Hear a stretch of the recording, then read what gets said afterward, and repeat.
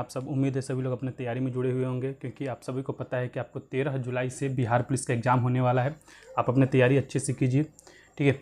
क्योंकि जो भी स्टूडेंट जो आपको ये सोचता है कि हम बिना पढ़े या कम पढ़े आपको एग्ज़ाम को क्वालिफाई कर लेंगे तो ये ऐसा नहीं होने वाला है, क्योंकि इस एग्ज़ाम में भी आपको क्वेश्चन का जो लेवल है वो अच्छा पूछता है, तो आपको अच्छे तरीके से तैयारी करना चाहिए। चलिए हम लोग स्टार्ट करते हैं। आज की क्लास में आपको प्रैक्टिस सेट नंबर जो 34 है वो आपको किया जाएगा। अभी तक आपको 1 से लेकर 33 तक जो आपको प्रैक्टिस सेट है वो कराया जा चुका है, ठीक है। 1 से लेकर जो 33 तक जो प्रैक्टिस सेट है वो कराया जा चुका है। आज की क्लास में आपको 34 नंबर प्रैक्टिस सेट कराया जाएगा। यह जो प्रैक्टिस सेट है कोई एडिटोरिया जो 7500 बुक है उससे आपको लिया गया है। इसमें आपको 50 इंपॉर्टेंट जीके के क्वेश्चन होते हैं जो आपको किसी भी एग्जाम के लिए बहुत ही महत्वपूर्ण है। हम लोग आपको, अगर मैं आपको क्लास का टाइमिंग बताऊं तो सुबह में 8 बजे हम लोग करंट अफेयर के क्वेश्चन का प्रैक्टिस कराते हैं। सुबह 9 बजे आपको पॉलिटी के क्वेश्चन का प्रैक्टिस कराते हैं। सुबह में आपको 10:30 बजे हम लोग आपको हिस्ट्री के इंपॉर्टेंट क्वेश्चन का प्रैक्टिस कराते हैं, तो आप भी हमारे साथ जुड़ के क्वेश्चन का प्रैक्टिस कर सकते हैं। रात के 8 बजे आपको टेलीग्राम पे बिहार पुलिस स्पेशल क्यू चला जाता है, और रात के 10 बजे यह जो क्लास है आपको जीके जीएस क्वेश्चन का इंपॉर्टेंट क्वेश्चन कराया जाता है, तो आप भी हमारे साथ जुड़ के क्वेश्चन का प्रैक्टिस कर सकते हैं। चलिए सभी लोग क्लास को जरूर लाइक कर देंगे, अपने ग्रुप में शेयर कर देंगे, ताकि जो भी इंटरेस्टेड लोग हैं क्वेश्चन का प्रैक्टिस करना चाहते हैं वो हमारे साथ जुड़े क्वेश्चन का प्रैक्टिस कर सकें। चलिए हम लोग क्वेश्चन को स्टार्ट करते हैं। पहला नंबर क्वेश्चन का आंसर बताएंगे। ठीक है, पहला नंबर क्वेश्चन क्या कह रहा है? पहला नंबर क्वेश्चन कह रहा है कि भारत में निम्नलिखित पंचवर्षीय योजनाओं में से किसका मुख्य ध्येय संपोषणीय वृद्धि था। आपको बताना है कि भारत में निम्नलिखित पंचवर्षीय योजनाओं में से किसका जो ध्येय है आपको संपोषणीय वृद्धि था। बताइए। चलो क्लास जरूर लाइक कीजिएगा, अपने ग्रुप में जरूर शेयर कीजिएगा।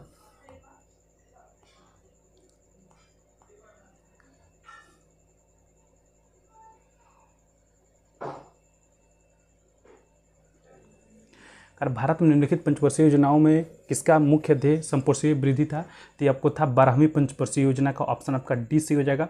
और 12वीं जो पंचवर्षीय योजना कब से कब तक हुआ था? 2012 से लेकर 2017 तक वो 12वीं पंचवर्षीय योजना हुआ था, ठीक है। तो इस चीज़ को याद रखेंगे। इसके साथ भारत में अभी तक कितनी पंचवर्षीय योजना हुई है? तो भारत में अभी तक आपको 12 पंचवर्षीय योजना हुई है। भारत में आपको पहला पंचवर्षीय योजना कब हुआ था? तो भारत में जो पहला जो पंचवर्षीय योजना का हम लोग बात करें तो आपको 1951 से लेकर 1956 तक भारत में आपको पहला पंचवर्षीय योजना हुआ था। इस चीज़ को भी ध्यान रखेंगे। चलिए दूसरा नंबर क्वेश्चन क्या कर रहा है कि निम्नलिखित में से किसे अशोक चंद्रा द्वारा भारत में आर्थिक मंत्रिपरिषद कहा गया। आपको बताना है निम्नलिखित में से किसे आपको अशोक चंद्रा द्वारा भारत में आर्थिक मंत्रिपरिषद कहा गया। तो आपको योजना आयोग को कहा गया था, ऑप्शन आपका ए से हो जाएगा। अगर हम लोग योजना आयोग की बात करें तो योजना आयोग का जो स्थापना है 1950 में किया गया था, 15 मार्च 1950 को, ठीक है। कब किया गया? तो 15 मार्च 1950 को आपको योजना आयोग का स्थापना किया गया था। उसके साथ ही साथ आपको योजना आयोग का जो नाम बदलकर 1 जनवरी 2015 को योजना आयोग का नाम बदलकर क्या कर दिया गया? तो नीति आयोग कर दिया गया। इस चीज़ को ध्यान रखेंगे। और नीति आयोग के अध्यक्ष कौन है? तो जो वर्तमान में जो आपको भारत के प्रधानमंत्री होते हैं वहीं आपको नीति आयोग के अध्यक्ष होते हैं। ये भी आपको पॉइंट याद रखना है। चलिए तो दूसरा का जो ए आंसर बता रहे उनका सही है। नेक्स्ट क्वेश्चन पे बढ़ेंगे। तीसरा नंबर क्वेश्चन का आंसर बताएंगे। ठीक है, तीसरा नंबर क्वेश्चन में क्या कह रहा है कि निम्नलिखित में से कौन सी संस्था विश्व बैंक की निजी शाखा के रूप में जानी जाती है। आपको बताना निम्नलिखित में से कौन सी वह संस्था है जो आपको विश्व बैंक के निजी शाखा के रूप में जानी जाती है। तो जो आपको अंतर्राष्ट्रीय वित्त निगम है ये आपको विश्व बैंक के निजी शाखा के रूप में जानी जाती है। ऑप्शन आपका बी सी हो जाएगा। तो आपको पाँचवां का बी आंसर जो बता रहे हैं उनका सही। अगर हम आपको अंतर्राष्ट्रीय विकास एजेंसी की बात करें तो अंतर्राष्ट्रीय विकास एजेंसी का स्थापना कब हुआ था बताइए। तो अंतर्राष्ट्रीय विकास एजेंसी का जो स्थापना 1960 में हुआ था। इसका आपको मुख्यालय कहाँ पे? तो वाशिंगटन डीसी, ठीक है, वाशिंगटन डीसी में इसका मुख्यालय है। इस चीज़ को ध्यान रखेंगे। इसके साथ आपको अंतर्राष्ट्रीय वित्त निगम, अगर हम लोग अंतर्राष्ट्रीय वित्त निगम की बात करें तो अंतर्राष्ट्रीय वित्त निगम का स्थापना कब किया गया? तो अंतर्राष्ट्रीय वित्त निगम का जो स्थापना 1956 में किया गया था। और इसका भी मुख्यालय आपको कहाँ पे? तो वाशिंगटन डीसी में इसका भी मुख्यालय है। हम लोग बहुपक्षीय निवेश गारंटी एजेंसी की बात करें तो इसका स्थापना कब किया गया था? इसका जो स्थापना आपको 1988 में किया गया था, ठीक है। इसका भी मुख्यालय कहाँ पे? तो इसका भी मुख्यालय आपको वाशिंगटन डीसी में है। और जो चौथा कार्य है कि पुनः निर्माण और विकास के लिए अंतर्राष्ट्रीय बैंक का जो स्थापना यह कब किया गया था? तो यह भी आपको 1944 में किया गया था। और इसका मुख्यालय कहाँ है? तो वाशिंगटन डीसी में। इतना सारा पॉइंट इस क्वेश्चन से याद रखेंगे। तो जो तीसरा का बी आंसर बता रहे उनका सही। नेक्स्ट क्वेश्चन को बढ़ते हैं। चौथा नंबर क्वेश्चन, सब लोग क्लास जो लाइक करेंगे अपने ग्रुप में जरूर शेयर कीजिएगा। चलिए चौथा नंबर क्वेश्चन के आंसर बताएंगे। कह रहा है चौथा नंबर क्वेश्चन में कि निम्नलिखित में से कौन सा युग्म सही सम्मिलित नहीं है। आपको बताना है निम्नलिखित में से कौन सा जो युग्म है आपको सही सम्मिलित नहीं है। तो जी आपको है भगवती जो समिति है आपको कृषि ऋण प्रणाली से, यह आपको सही नहीं है। जो भगवती आपको है भगवती समिति, यह आपको है इसका जो संबंध आपको बेरोजगारी से है, ठीक है, कृषि से नहीं है। इसका जो संबंध है, ये चीज़ याद रखेंगे कि जो भगवती समिति का जो आपको स्थापना किया गया था वो आपको बेरोजगारी के लिए किया गया था, ना कि आपको कृषि ऋण के लिए किया गया था। तो आपको चौथा का बी आंसर सही हो जाएगा। चलिए 5वां नंबर क्वेश्चन का आंसर बताएंगे। 5वां नंबर क्वेश्चन सभी लोग क्लास जो लाइक करेंगे अपने अपने ग्रुप में जो शेयर कीजिएगा, ताकि जो भी इंटरेस्टेड लोग हैं, जो आपको 50 इंपॉर्टेंट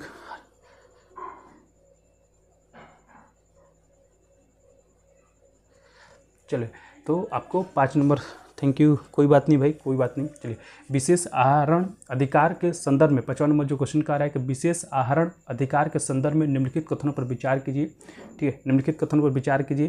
तो पहला कह रहा है कि यह 1969 में IMF द्वारा बनाई गई एक अंतर्राष्ट्रीय आरक्षित संपत्ति है, यह आपको सही है। दूसरा कह रहा है कि इसका अपना मूल्य है, यानी किसी अन्य मुद्रा पर आधारित नहीं है, यह आपको गलत है, ठीक है, यह गलत है। फिर तीसरा कह रहा है कि यह न तो मुद्रा है और न ही आपको IMF पर दावा है, ठीक है, यह भी आपको सही है। तो आपको पहला और तीसरा सही हो जाएगा, ठीक, पहला और तीसरा सही हो जाएगा, इसलिए ऑप्शन सी आपका करेक्ट हो जाएगा, ठीक। चलिए 5वां का जो सी आंसर बता रहे हैं उनका सही है। 6वां नंबर क्वेश्चन, 6वां और 7वां नंबर क्वेश्चन के आंसर बताएंगे। देखिए 6वां नंबर क्वेश्चन क्या करेगा, प्रकाश विद्युत प्रभाव पर आधारित युक्ति निम्न में से कौन सी, आपको बताना है कि प्रकाश विद्युत प्रभाव पर आधारित आपको निम्न में से युक्ति कौन सा है। तो आपको है प्रकाश विद्युत सेल है, ऑप्शन आपका डी सही हो जाएगा। तो इस चीज़ को ध्यान रखेंगे, प्रकाश विद्युत सेल आपको किसको किस में कन्वर्ट करता है। जो प्रकाश विद्युत सेल है यह आपको, ठीक, आपको किसको आपको कन्वर्ट करता है। जो प्रकाश विद्युत सेल आपको प्रकाश ऊर्जा को, ध्यान रखेंगे, या प्रकाश ऊर्जा को आपको विद्युत ऊर्जा में कन्वर्ट करता है, इस चीज़ को ध्यान रखेंगे, ठीक है। प्रकाश ऊर्जा को प्रकाश विद्युत सेल किस में कन्वर्ट करता है, तो प्रकाश ऊर्जा को विद्युत ऊर्जा में कन्वर्ट करता है। डायनेमो किसको किस में कन्वर्ट करता है, तो जो, ठीक है, जो डायनेमो है यह आपको यांत्रिक ऊर्जा को विद्युत ऊर्जा में कन्वर्ट करता है, यांत्रिक को विद्युत में, यांत्रिक को आपको विद्युत में जो है आपको डायनेमो कन्वर्ट करेगा। और जब विद्युत मोटर है आपको विद्युत ऊर्जा को यांत्रिक ऊर्जा में कन्वर्ट करता है। इतना सारा पॉइंट इस क्वेश्चन से याद रखेंगे, ठीक है। चलिए तो जो आपको 6वां का जो डी आंसर बता रहे हैं उनका, चलिए 7वां नंबर क्वेश्चन कह रहे हैं कार्य की बीमा बराबर होती है। जो कार्य की जो बीमा है वो किसके बराबर होती है, ठीक है, आपको कार्य की बीमा किसके बराबर होता है। 7वां नंबर क्वेश्चन के आंसर बताएं। तो कार्य की जो बीमा आपको ऊर्जा के बीमा के बराबर होते हैं, क्योंकि दोनों का जो बीमा है, कार्य और आपको ऊर्जा का जो बीमा है कितना होता है बताएंगे। तो कार्य और ऊर्जा का जो बीमा है आपको ml के पावर 2 और t के पावर -2 होता है। ये आपको कार्य और ऊर्जा का बीमा होता है। अगर हम लोग शक्ति की बीमा की बात करें तो जो शक्ति का बीमा है, ठीक है, शक्ति का बीमा आपको होता है l के पावर 2 और t के पावर -3 होता है, ठीक है, ये शक्ति का बीमा हो गया। फिर आपको अगर वेग की बीमा की बात करें, वेग की बीमा और वेग प्रचल की बीमा, ठीक है, ये हो गया। अगर हम लोग बल की बीमा की बात करें, बल का बीमा कितना होता है बताइए। तो जो बल का बीमा है ये आपको होता है ml t के पावर -2, ठीक है, ये आपको बल की बीमा होती है, इस चीज़ को ध्यान रखेंगे। तो 7वां का जो आपको बी आंसर बता रहे हैं उनका सही है। जो आपको कार्य की बीमा और ऊर्जा की बीमा दोनों ही आपको समान होता है। चलिए 8वां नंबर क्वेश्चन के आंसर बताएंगे। चलो क्लास जो लाइक कीजिएगा अपने अपने ग्रुप में जरूर शेयर कीजिएगा। 8वां नंबर क्वेश्चन में कह रहा है कि प्रकाश तरंगों के वायु से कांच में जाने पर क्या परिवर्तित होता है। आपको बताना है प्रकाश की तरंगों को वायु से कांच में जाने पर क्या परिवर्तित होता है। तो यह आपको परिवर्तित होता है तरंगदैर्घ्य और वेग परिवर्तित होता है। ऑप्शन डी आपका सही हो जाएगा। तो 8वां का जो डी आंसर बता रहे हैं उनका सही। चलिए नेक्स्ट क्वेश्चन को बढ़ते हैं 9th नंबर क्वेश्चन की ओर। सभी लोग क्लास को जो लाइक करेंगे अपने अपने ग्रुप में जो शेयर कीजिएगा। हम लोग आपको रेगुलर आपको रात के 9 बजे रात के 10 बजे आपको 50 इंपॉर्टेंट जीके इसका क्वेश्चन लेकर आते हैं। यह जो क्वेश्चन है आपको किसी भी एग्जाम के लिए बहुत इंपॉर्टेंट है, ठीक है। चलिए 9th नंबर क्वेश्चन का आंसर बताएंगे। अरे कारों में ड्राइवर की सुरक्षा के लिए उपयोग किए जाने वाला एयर बैग में होता है। आपको बताना है कारों में जो उपयोग किया जाने वाला जो एयर बैग है, कारों के ड्राइवर की सुरक्षा के लिए उपयोग किया जाने वाला जो एयर बैग उसमें क्या उपयोग होता है बताइए। किसका उपयोग होता है? तो आपको सोडियम एजाइट। किसका उपयोग होता है? सोडियम एजाइट का उपयोग होता है। ऑप्शन आपका ए सही हो जाएगा। और कारों में कौन सा दर्पण यूज होता है? साइड मिरर के रूप में कौन सा दर्पण यूज होता है बताइए। साइड मिरर के लिए आपको कारों में कौन सा दर्पण यूज होता है? तो आपको उत्तल दर्पण यूज होता है। ये भी आपको ध्यान में रखेंगे, ठीक है, क्योंकि आपको इंपॉर्टेंट पॉइंट है। चलिए 10 नंबर क्वेश्चन का आंसर बताएंगे। जिंक से जिंक आयन का निर्माण किसके कारण होता है? आपको बताना है 10 नंबर क्वेश्चन में कि जिंक से जिंक आयन का जो निर्माण है किसके कारण होता है? तो आपको ऑक्सीकरण के कारण होता है। ऑप्शन डी आपका सही हो जाए। 10 नंबर का जो डी आंसर बता रहे हैं उनका सही। चलिए 11th नंबर क्वेश्चन का आंसर बताएंगे, ठीक। 11th नंबर क्वेश्चन क्या कह रहा है कि वह लक्षण जिन पर 5 जगत वर्गीकरण आधारित था। आपको बताना वह लक्षण जिन पर आपको 5 जगत वर्गीकरण आधारित था। तो इसका जो सही आंसर हो जाएगा आपको कोशिका भित्ति, केंद्रक झिल्ली और पोषण की विधि पर आधारित था। ऑप्शन बी आपका सही हो जाएगा। चलिए 12 नंबर क्वेश्चन क्या कह रहा है, 12 और 13 नंबर क्वेश्चन, ठीक है। 12 नंबर क्वेश्चन कह रहा है कि पौधों की आयु की गणना किस ऊतक के वार्षिक वलयों की संख्या को गिनकर किया जाता है। आपको बताना है कि पौधों की आयु की गणना किस ऊतक के वार्षिक वलयों की संख्या को गिनकर किया जाता है। तो ये आपको किया जाता है जाइलम ऊतक, ठीक। तो ऑप्शन आपका ए सही हो जाएगा।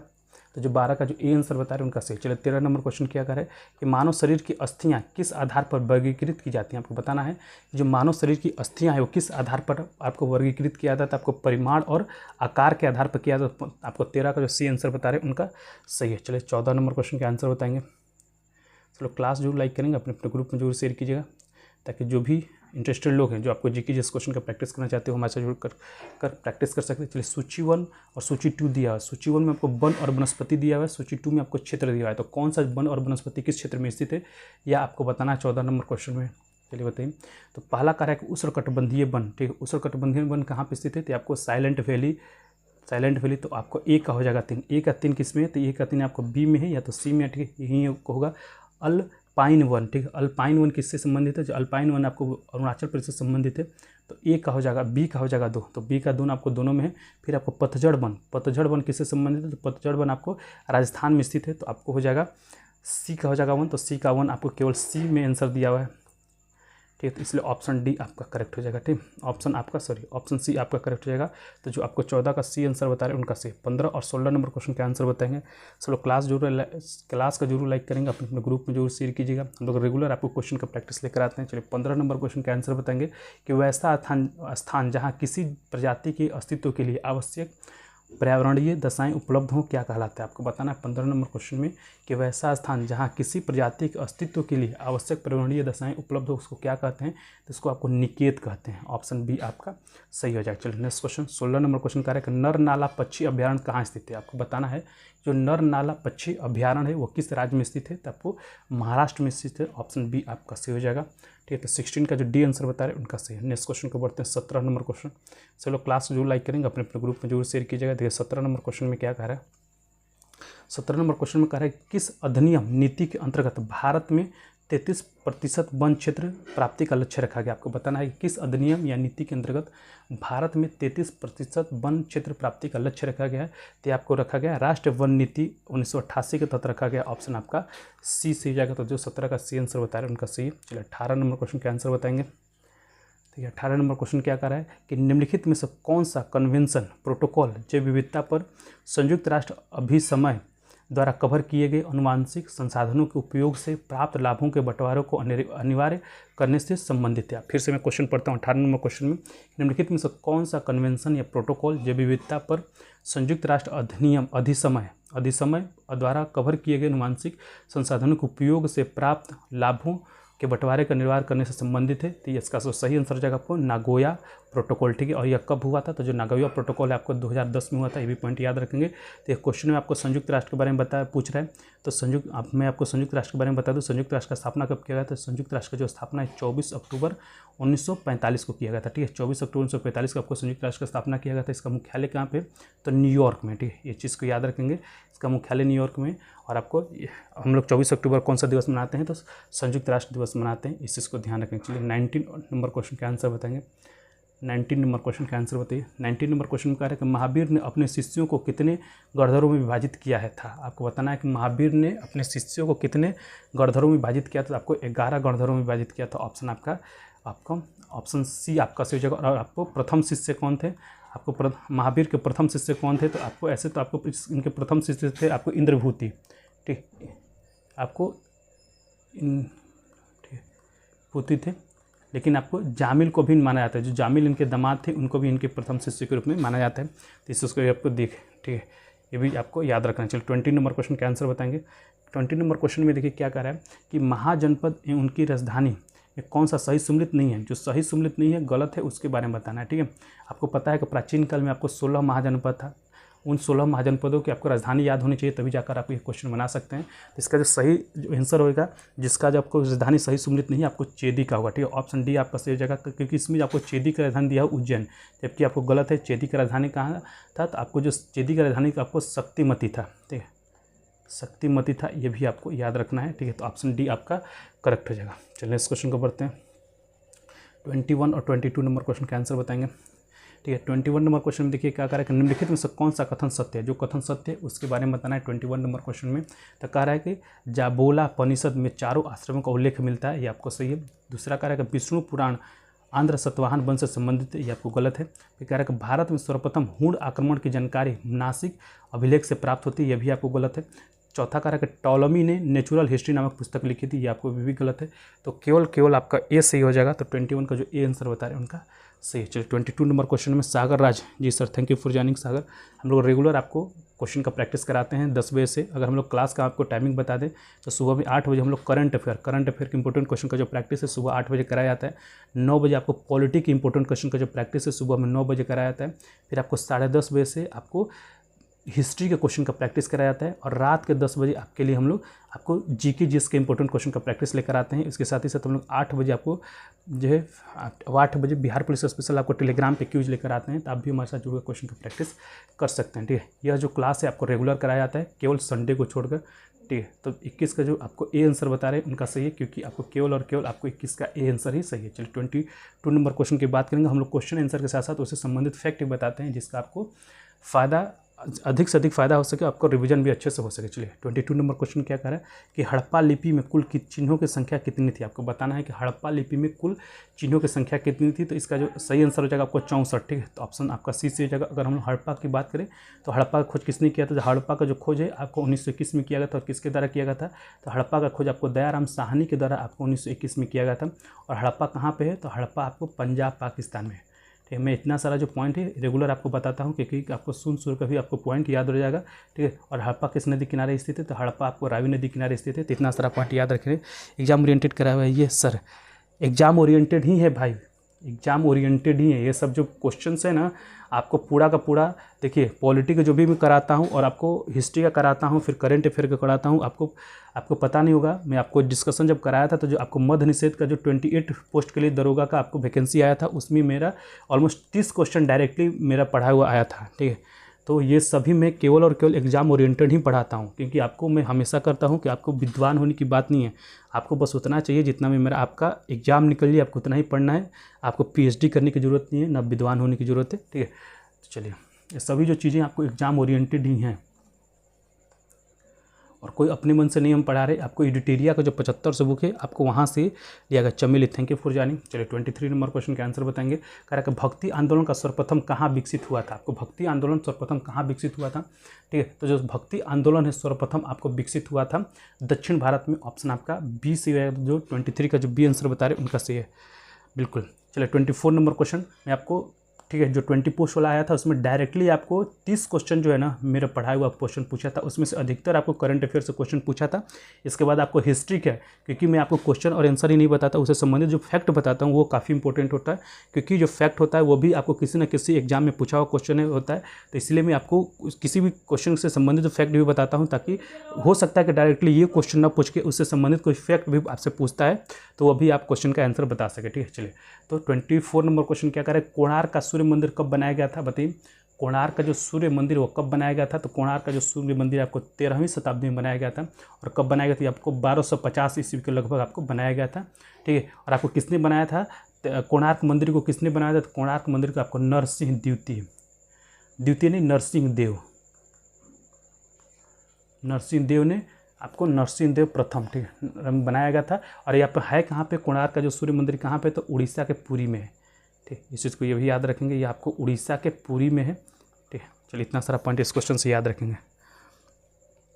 Thank you Varun study club. आप हमारे साथ रेगुलर जो क्वेश्चन का प्रैक्टिस कर सकते हैं। हम लोग रेगुलर आपको क्वेश्चन का पर डे आपको 400 प्लस क्वेश्चन का प्रैक्टिस कराते हैं, ठीक है। पर डे आपको 400 प्लस क्वेश्चन का जो प्रैक्टिस है हमारे यहाँ से कराया जाता है।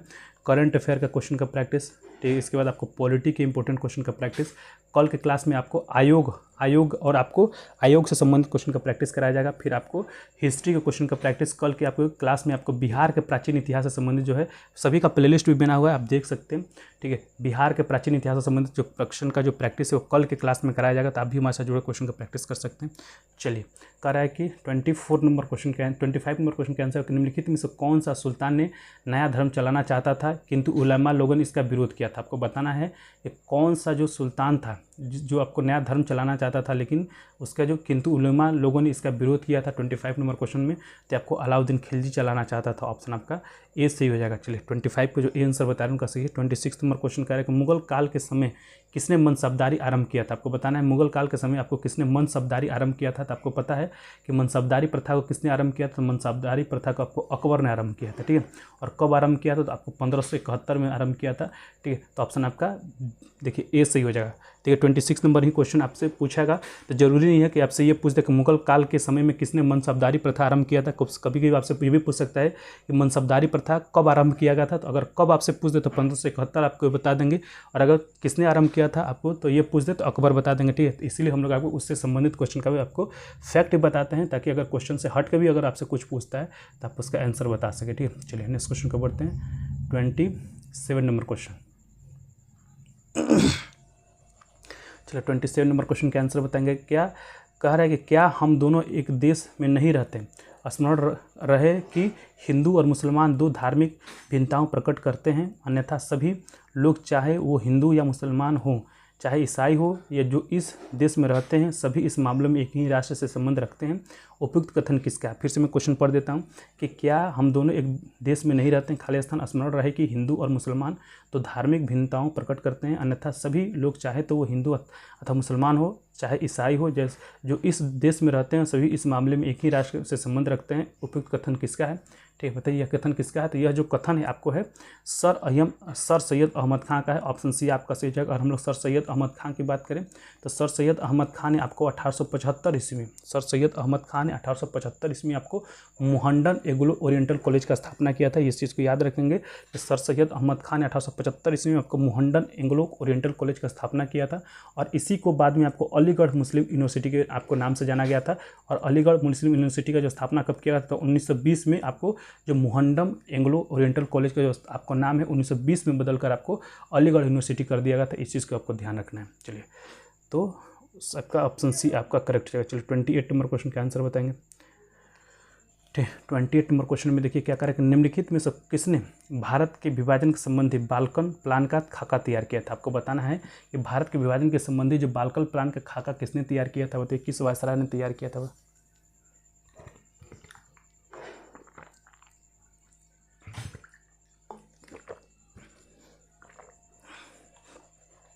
तो जो बाल्कन प्लान का जो खाका है वो आपको तैयार किया था लॉर्ड माउंटबेटन ने, ठीक। और कब किया था, तो इसने आपको बाल्कन प्लान का जो खाका 1947 में तैयार किया था, ठीक है। ऑप्शन बी आपका सही। तो 28 का जो बी आंसर बता रहे हैं उनका सही है, ठीक। हम लोग इस योजना को, ठीक है, बाल्कन प्लान खाका को हम लोग डिकी वर्ड योजना के नाम से भी जानते हैं। इस चीज़ को भी याद रखिएगा कि जो बाल्कन प्लान का खाका है इसको हम लोग डिकी वर्ड योजना के भी नाम से जानते हैं,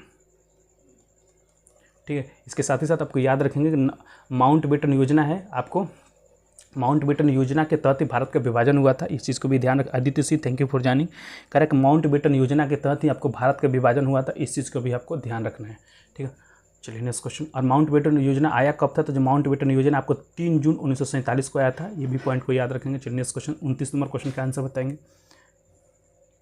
29 और 30 नंबर क्वेश्चन, ठीक है। 29 और 30 नंबर क्वेश्चन का पश्चिमी घाट के प्रमुख दर्रे की उत्तर से दक्षिण की ओर सजाएं। आपको बताना है पश्चिमी घाट के प्रमुख दर्रे को उत्तर से दक्षिण की ओर, आपको उत्तर से दक्षिण की ओर सजाना है। तो उत्तर से दक्षिण की ओर आपको सबसे उत्तर में कौन हो जाएगा, तो सबसे उत्तर में आपको थाल घाट हो जाएगा। तो सबसे उत्तर में एक हो जाएगा, तो या तो पहला होगा या तो सी होगा, या तो ये होगा या तो सी होगा। इसके बाद आपको फिर आपको पाल घाट, फिर भोर घाट हो जाएगा। तो एक के बाद आपको 3 हो जाएगा, फिर आपको फिर पाल घाट हो जाएगा, फिर आपको सेन कोटा हो जाएगा। तो 1 3 2 4 ऑप्शन आपका सी हो जाएगा। तो जो आपको 29 का जो सी आंसर बता रहे हैं उनका सही है। चलिए 30 नंबर क्वेश्चन कह रहा है कि निम्न में से कौन ब्रह्मपुत्र की सहायक नदी नहीं है। आपको बताना है निम्नलिखित में से कौन जो है आपको ब्रह्मपुत्र नदी का आपको सहायक नदी नहीं है। देखिए हम ब्रह्मपुत्र नदी के अगर बारे में बताएं, ठीक है, ब्रह्मपुत्र नदी को आपको अरुणाचल प्रदेश में क्या कहा जाता है बताइए। ब्रह्मपुत्र नदी को अरुणाचल प्रदेश में क्या कहा जाता है, तो ब्रह्मपुत्र नदी का आपको अरुणाचल प्रदेश में दिहांग के नाम से जाना जाता है। ठीक है, इसका अगर असम में इसको किस नाम से जाना जाता है, तो ब्रह्मपुत्र का आपको असम में ब्रह्मपुत्रा नदी के ही नाम से जाना जाता है। ठीक है, इसके बाद आपको बांग्लादेश में आपको ब्रह्मपुत्रा को बांग्लादेश में किस नाम से जाना जाता है, क्योंकि डायरेक्टली आपसे क्वेश्चन कभी भी पूछ देता है कि ब्रह्मपुत्रा नदी को बांग्लादेश में किस नाम से जाना जाता है। तो ब्रह्मपुत्रा नदी को जो है बांग्लादेश में आपको जमुना नदी के नाम से जाना जाता है। ये भी आपको याद रखें। मैंने आपको 3 स्टेट बताया। ब्रह्मपुत्रा नदी को आपको अरुणाचल प्रदेश में दिहांग के नाम से जाना जाता है, असम में आपको ब्रह्मपुत्रा के नाम से जाना जाता है, और आपको बांग्लादेश में आपको जमुना के नाम से जाना जाता है।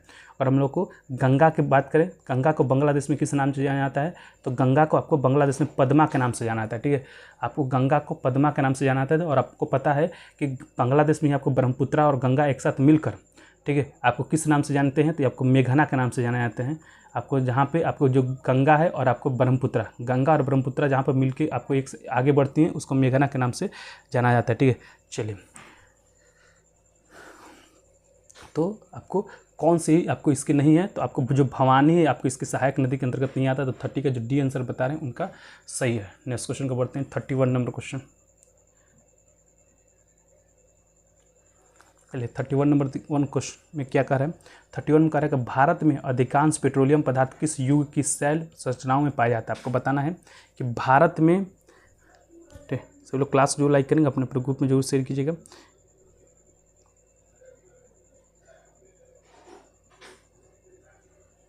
ठीक है, चलिए करंट अफेयर कैसे करें सर, हम लोग रेगुलर आपको करंट अफेयर कराते हैं भाई।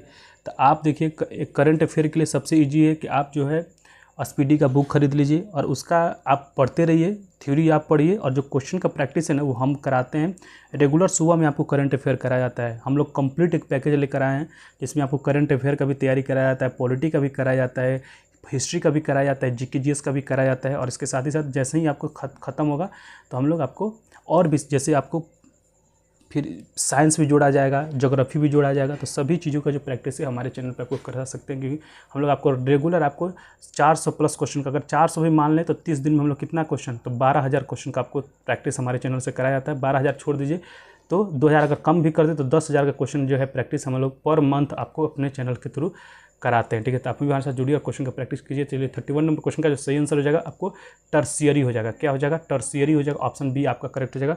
तो 31 का जो बी आंसर बता रहे हैं उनका सही है। चलिए नेक्स्ट क्वेश्चन को बढ़ते हैं, 32 नंबर क्वेश्चन।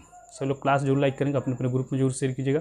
चलिए 32 नंबर क्वेश्चन में क्या कर रहा है कि सूची 1 और सूची 2, सूची 1 को सूची 2 के साथ मिलान करना है। कह रहा है कि स्थल समीर के बहने का समय, स्थल समीर के समय का बहने का समय को क्या कहते हैं, तो रात। ठीक है, उसको रात हो जाएगा। तो 1 का हो जाएगा 4, तो 1 का 4 आपको या तो ए में ही या तो 4 में। ठीक, इसके साथ आपको कह रहा है समुद्र समीर के बहने का समय, आपको स्थल समीर के बहने का समय है रात, समुद्र समीर के बहने का जो समय कौन सा होता है, ठीक है, तो आपको दिन में, ठीक है, दिन होता है।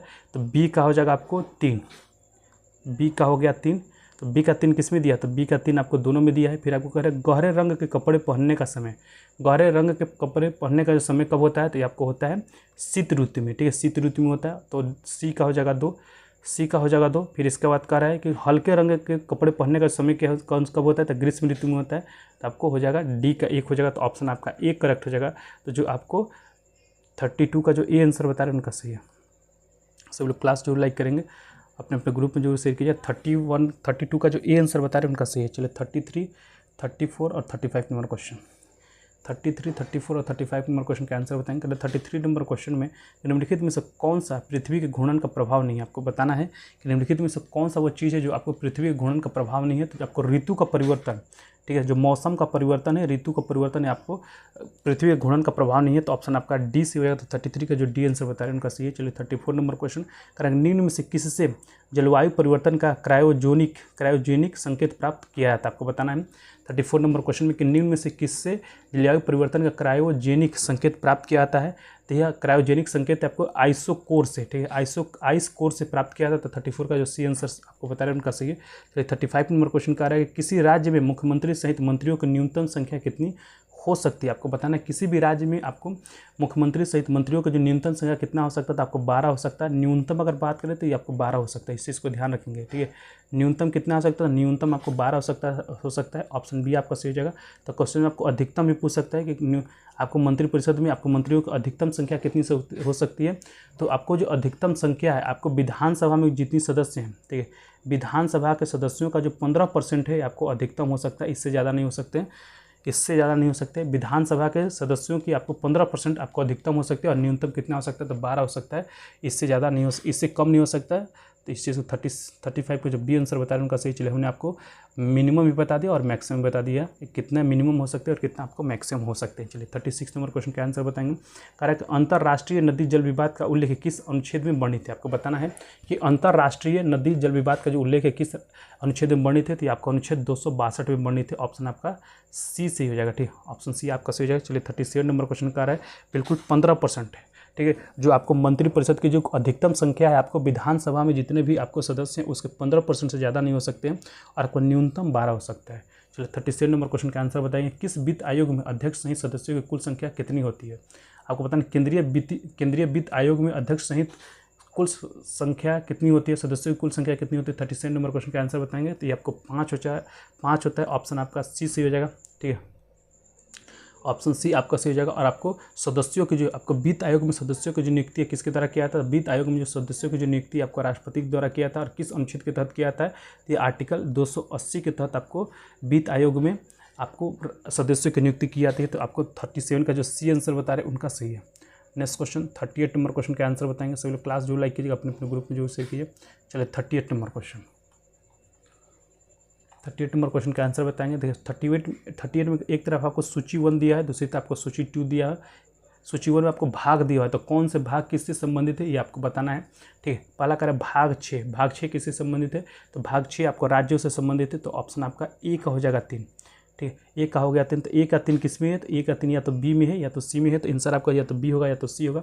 और भाग 6 में कितने अनुच्छेद आते हैं, तो भाग 6 में आपको 152 से लेकर आपको 237 तक जो अनुच्छेद है आपको भाग 6 के अंतर्गत आते हैं, जो आपको राज्य से संबंधित होते हैं। और हम लोग भाग 14 की बात करें तो भाग 14 जो है आपको संघ और राज्यों के सेवाओं से संबंधित है। तो आपको बी का हो जाएगा 4, ठीक है। बी का 4 किस में है, तो बी का 4 है आपको केवल और केवल बी में है। तो ऑप्शन बी आपका करेक्ट हो जाएगा। तो जो आपको 38 का जो बी आंसर बता रहे हैं आपको उनका सही है, ठीक है। 38 का जो बी आंसर बता रहे हैं उनका सही है। भाग 14 में कितना अनुच्छेद है, तो भाग 14 में जो अनुच्छेदों की संख्या आपको 308 से लेके आपको 323 तक जो अनुच्छेदों की संख्या आपको भाग 14 में है। फिर भाग 15 किससे संबंधित है, तो भाग 15 जो आपको निर्वाचन से संबंधित है, ठीक है। भाग 15 किससे संबंधित है, निर्वाचन से संबंधित। और भाग 15 में कहाँ से कहाँ तक अनुच्छेद है, तो आपको भाग 15 में 324 से लेके आपको 29A तक, ठीक है, 324 से लेकर आपको 29A तक आपको भाग 15 के अंतर्गत आते हैं, ठीक है। आपको भाग 18, अगर भाग 18 की बात करें तो भाग 18 किससे संबंधित, तो भाग 18 आपको आपात से संबंधित है। तो ऑप्शन डी आपका करेक्ट हो जाएगा। और भाग 18 में कौन कौन से अनुच्छेद आते हैं, तो आपको भाग 18 में 352 से लेकर आपको 360 तक जो अनुच्छेद आपको है भाग 18 के अंतर्गत आते हैं। और आपातकाल, भारत में जो आपातकाल भारतीय संविधान में कहाँ से लिया गया है, तो आपातकाल जो है भारतीय संविधान आपको जर्मनी से लिया गया है। ये भी पॉइंट को याद रखेंगे। तो आपको ऑप्शन बी आपका करेक्ट रहेगा, ठीक है। 38 का जो बी आंसर है वो करेक्ट रहेगा। हम लोग आपको इसी तरह क्वेश्चन के आंसर के साथ साथ उससे संबंधित आपको फैक्ट बताते हैं, जिससे आपका रिवीजन भी साथ साथ अच्छे से होता रहे। चलिए 39 नंबर क्वेश्चन का आंसर बताएंगे। 39 नंबर क्वेश्चन में कह रहा है कि सर्वोच्च न्यायालय में तदर्थ न्यायाधीशों की नियुक्ति होती है जब, आपको बताना है सर्वोच्च न्यायालय में तदर्थ न्यायाधीशों की नियुक्ति होती है जब। 39 में तो आपको डी आंसर सही जाएगा। न्यायालय के किसी सत्र के लिए न्यायाधीशों को कोरम नहीं होता है, ठीक है। तो ऑप्शन डी आपका सही हो जाएगा। चलिए ऑप्शन डी आपका सही हो जाएगा। 40 नंबर क्वेश्चन क्या करेगा, श्रृंगार शतक पुस्तक के लेखक कौन है, श्रृंगार शतक पुस्तक के लेखक कौन है, तो जो भर्तृहरि हैं आपको श्रृंगार शतक पुस्तक के लेखक है। ऑप्शन आपका ए सही हो जाएगा। तो 40 का जो ए आंसर बता रहे हैं उनका सही। चलिए 41 और 42 नंबर क्वेश्चन का आंसर बताएंगे। 41 और 42 नंबर क्वेश्चन का आंसर बताएंगे। देखिए 41 नंबर क्वेश्चन कह रहा है कि निम्न में से किस में से सही सम्मिलित नहीं है, ठीक है। निम्न में से कौन जो है आपको सही सम्मिलित नहीं है। पहला का राष्ट्रीय नियोजन समिति की जो स्थापना है 1949 में किया गया था, ये आपको गलत है, ठीक है। क्योंकि जो राष्ट्रीय नियोजन समिति की जो स्थापना है 1938 में किया गया था, ये आपको ध्यान में रखना है, ठीक है। चलिए राष्ट्रीय नियोजन समिति की जो स्थापना 1938 में किया गया था। चलिए 42 नंबर क्वेश्चन का आंसर बताएंगे कि राष्ट्रीय अनुसूचित जाति आयोग के अध्यक्ष सहित सदस्यों की संख्या कितनी होती है। आपको बताना है 42 नंबर क्वेश्चन में कि आपको राष्ट्रीय अनुसूचित जाति आयोग में अध्यक्ष सहित सदस्यों की संख्या कितनी होती है। तो यह 5 होता है, ऑप्शन आपका सी हो जाएगा। अगर हम लोग बात करें राष्ट्रीय अनुसूचित जाति आयोग के बारे में बात करें तो जो ठीक, क्या आप दरोगा हैं सर? नहीं, मैं आपको दरोगा नहीं हूँ भाई, मैं आपको बीपीएससी की तैयारी करता हूँ, मैं आपको इंजीनियर हूँ और आपको मैं फॉरेन कंपनी में काम करता हूँ और आपको नेक्स्ट मंथ में नेक्स्ट ही मंथ हो जाएगा, नेक्स्ट मंथ में मैं आपको फॉरेन जाने वाला हूँ, विदेश जाने वाला हूँ, वहाँ से आपको ये क्लास कराऊंगा। लेकिन क्लास ये आपको ज़रूर होगा, एक चीज़ ध्यान रखिएगा, ये क्लास ज़रूर होगा आपको। मैं कहीं भी रहूँ, इंडिया में रहूँ या आउटसाइड ऑफ द इंडिया रहूँ, ये क्लास आपको ज़रूर होगा। मेरी सिस्टर हैं जो एसआई सिखाती हैं, वो मेरी अपनी सिस्टर हैं, छोटी सिस्टर हैं, और वहीं आपको दरोगा है, उन्हीं के नाम से वो चैनल है, ठीक है। चलिए, और हम लोग उनके अंतर्गत आपको काम करते हैं। 41 नंबर क्वेश्चन का आंसर बताइए, राष्ट्रीय अनुसूचित जाति के स्थापना कब किया गया? तो राष्ट्रीय जाति आयोग का जो राष्ट्रीय अनुसूचित जाति आयोग का जो स्थापना है 19 फरवरी, ठीक है। मैं ऐसे बीपीएससी का तैयारी करता हूँ, ठीक है, इसलिए मैं आपको पढ़ा पा रहा हूँ, ठीक है। चलिए, 19 फरवरी 2004 को जो है आपको राष्ट्रीय अनुसूचित जाति आयोग का स्थापना किया गया था, इस चीज़ को ध्यान रखेंगे। और इसमें आपको अध्यक्ष सहित सदस्यों की कुल संख्या कितनी होती है? तो आपको 5 होता है, ठीक है। चलिए, 43 नंबर क्वेश्चन का आंसर बताएंगे। सभी लोग क्लास जरूर लाइक करेंगे, अपने अपने ग्रुप में जो शेयर कीजिएगा। चलिए, 43 और 44 नंबर क्वेश्चन का आंसर बताएंगे। सभी लोग क्लास जरूर लाइक कीजिएगा। 43 और 44 नंबर क्वेश्चन देखिए। 43 नंबर क्वेश्चन में क्या कह रहा है कि पादप जीवाश्मों का अध्ययन क्या कहलाता है। आपको बताना है कि जो पादप जीवाश्मों का जो अध्ययन है वो क्या कहलाता है। तो ये आपको कहलाता है पैलियो वनस्पति कहलाता है। ऑप्शन सी आपका सही हो जाएगा। तो 43 का जो सी आंसर बता रहे हैं उनका सही है। चलिए, 44 नंबर क्वेश्चन क्या कह रहा है कि पूर्व पश्चिम कॉरिडोर जोड़ता है, ठीक है। जो पूर्व पश्चिम कॉरिडोर है वो किसको किससे जोड़ता है? तो जो पूर्व पश्चिम कॉरिडोर है आपको सिलचर को पोरबंदर से जोड़ता है। ऑप्शन आपका सी से हो जाएगा। तो जो 44 का जो सी आंसर बता रहे हैं उनका सही है। चलिए, 45 नंबर क्वेश्चन का आंसर बताएंगे। 45, 46 और 47 नंबर क्वेश्चन। 45, 46 और 47 नंबर क्वेश्चन के आंसर बताएंगे। देखो, 45 नंबर क्वेश्चन क्या करेगा, राष्ट्रीय अध्यापक शिक्षा परिषद NCTI एक विनियामक संस्था के रूप में अस्तित्व में आई। आपको बताना 45 नंबर क्वेश्चन में कि राष्ट्रीय अध्यापक शिक्षा परिषद एक विनियामक संस्था के रूप में अस्तित्व में आई थी, ठीक है। तो आपको इसका सही आंसर हो जाएगा 17 अगस्त 1995 को आपको आया था। तो ऑप्शन सी आपका सही हो जाएगा, बिल्कुल सही सागर, ठीक है। 46 नंबर क्वेश्चन का रहेगा, भारत की परमाणु नीति की घोषणा किस वर्ष की गई थी। आपको बताना है कि भारत में जो परमाणु नीति की जो घोषणा, अगर नीति की बात करें, भारत में जो परमाणु नीति की जो घोषणा आपको 2003 में किया गया था, ये आपको ऑप्शन बी आपका सही हो जाएगा। तो 46 का जो बी आंसर बता रहे हैं उनका सही है। चलिए, ठीक है। 47 नंबर क्वेश्चन क्या करेगा, जस्टिस शब्द किस भाषा से शब्द से बना है। आपको बताना जो जस्टिस शब्द है वो किस भाषा के शब्द से बना है, ठीक है। जो जस्टिस शब्द है वो किस भाषा के शब्द से बना है आपको बताना है। 47 और 48 नंबर क्वेश्चन, ठीक है। जो जस्टिस शब्द है आपको लैटिन भाषा के शब्द से बना है। ऑप्शन सी आपका सही हो जाएगा। 47 का जो सी आंसर बता रहे हैं उनका सही है। चलिए, 48 नंबर क्वेश्चन, ठीक है। 48 नंबर क्वेश्चन क्या कर रहा है कि निम्नलिखित राज्यों में कौन इलायची और काली मिर्च का सबसे बड़ा उत्पादक है। आपको बताना है निम्नलिखित में से कौन जो है आपको इलायची और काली मिर्च का सबसे बड़ा उत्पादक है भारत में। तो आपको केरल है। ऑप्शन आपका सी से जगह। तो याद रखेंगे कि भारत के केरल में आपको इलायची और काली मिर्च की सबसे ज़्यादा मात्रा में आपको उगाया जाता है। और केरल को आपको भारत का मसालों का उद्यान किसको कहा जाता है, ठीक है। मसालों का आपको उद्यान, भारत में आपको मसालों का जो उद्यान किस राज्य को कहा जाता है, तो आपको केरल को कहा जाता है। इस चीज़ को आपको ध्यान रखना है। चलिए, नेक्स्ट क्वेश्चन को बढ़ते हैं। 49 और 50 नंबर क्वेश्चन का आंसर बताएंगे। 49 और 50 नंबर क्वेश्चन का आंसर बताएंगे। देखो, 49 नंबर क्वेश्चन में क्या कह रहा है कि निम्नलिखित पर विचार कीजिए और जो आपको उपयुक्त में से कौन मध्य राजकोषीय नीति का हिस्सा है, ये इसको आपको बताना है, ठीक है। निम्नलिखित में से कौन जो है आपको मध्य राजकोषीय नीति का हिस्सा है, इसके आपको बारे में बताना है। तो पहला का आपको 49 नंबर क्वेश्चन, ठीक है। तो ये आपको जो करारोपण है आपको, ये आपको इस नीति का हिस्सा है, ठीक। इसके बाद आपको जो सार्वजनिक व्यय है ये आपको इस नीति का हिस्सा है। फिर आपको सार्वजनिक ऋण भी आपको इस नीति का हिस्सा है। इसके बाद आपको, ठीक है, आपको घाटा वित्तीयन यह भी आपको हिस्सा है।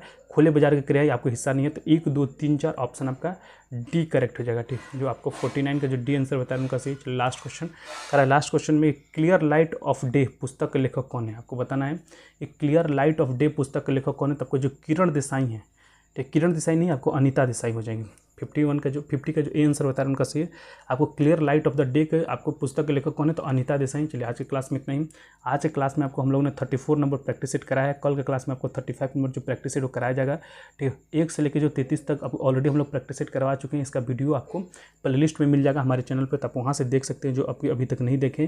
आपको क्वेश्चन आंसर के साथ साथ पूरा आपको डिस्क्रिप्शन के साथ यह बताया गया एक्सप्लेनेशन के साथ, जिससे आपको अच्छे से समझ में भी आए और आपको रिवीजन भी हो जाए, ठीक है। हम लोग आपको फिर से मैं जो क्लास का टाइमिंग आपको रिपीट कर देता हूँ। सुबह 8 बजे से आपको करंट अफेयर क्वेश्चन का प्रैक्टिस, 9 बजे से आपको पॉलिटी क्वेश्चन का प्रैक्टिस और 10:30 बजे से आपको हम लोग हिस्ट्री क्वेश्चन का प्रैक्टिस कराते हैं। उसके साथ ही साथ हम लोग रात के 8 बजे आपको टेलीग्राम पे जो है आपको टेलीग्राम पे बिहार स्पेशल क्यूज भी चलाया जाता है, तो आप उसको भी ज्वाइन करके क्वेश्चन का प्रैक्टिस कर सकते हैं। इसके साथ ही साथ हम लोग रात के 10 बजे आपके लिए जो है जीके जिसको इंपॉर्टेंट क्वेश्चन का प्रैक्टिस लेकर आते हैं। आप किसी भी एग्जाम की तैयारी कर रहे हैं, ये आपके लिए बहुत इंपॉर्टेंट है, ठीक है। चलिए आज के क्लास में इतना ही। नेक्स्ट क्लास आपको सुबह का 10 बजे होगा। इसके बाद भी आपको एक रिकॉर्डेड हम लोग रिवीजन क्लास चलाते हैं, जिसमें आपको, ठीक है, एक रिकॉर्डेड रिवीजन क्लास चलाया जाएगा, जिसमें आपको जो बिहार, ठीक है, जो हिस्ट्री के इंपॉर्टेंट क्वेश्चन है, ठीक है, आपको आधुनिक इतिहास से संबंधित जो क्वेश्चन है उसका प्रैक्टिस कराया जाएगा। तो सभी लोग ज्वाइन कीजिए और क्वेश्चन का प्रैक्टिस कीजिए, ठीक है। चलिए बहुत बहुत धन्यवाद सभी लोग को ज्वाइन करने के लिए। जय हिंद। आप रेगुलर ज्वाइन कीजिए सागर, ताकि आपको अच्छे से फ़ायदा हो सके, ठीक है। क्योंकि जब भी आपको क्लास को पूरा रेगुलर नहीं ज्वाइन कीजिएगा तो आपको ज़्यादा फायदा नहीं होगा, ठीक है। तो इट्स माई रिक्वेस्ट कि आप रेगुलर ज्वाइन कीजिए, ठीक है। बहुत बहुत धन्यवाद सभी लोग को ज्वाइन करने के लिए।